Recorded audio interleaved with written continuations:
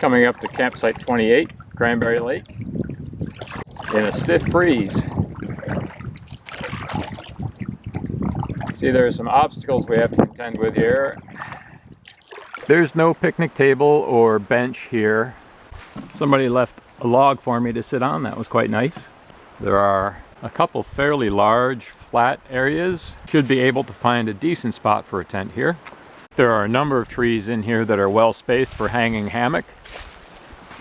And you're looking essentially north out of the fire ring, northwest.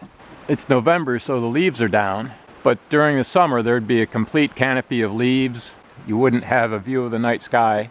The site sits on northerly side of a peninsula or point. Maybe you can hear it's a fairly windy day. It was very windy out on the lake. I was a little nervous crossing the lake from the Oswegatchie River. One of the nice things about camping here will be listening to the waves all night.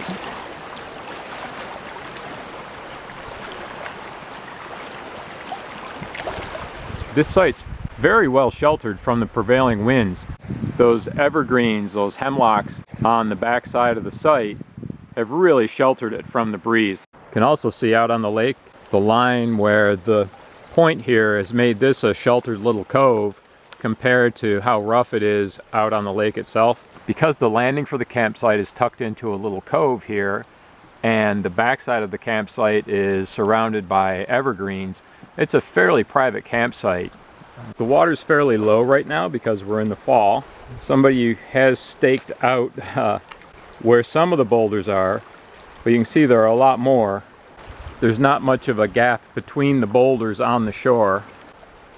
I think it would be really tough to bring any type of powerboat in here.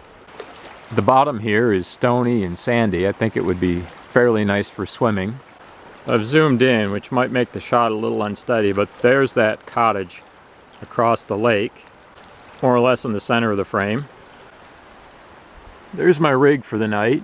On top, there's a War Bonnet Superfly, and my underquilt is a War Bonnet Wookie. It's a 20-degree Wookie.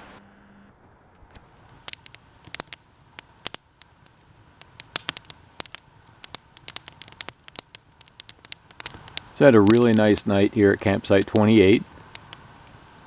It wasn't long after dark when the owls really started to hoot.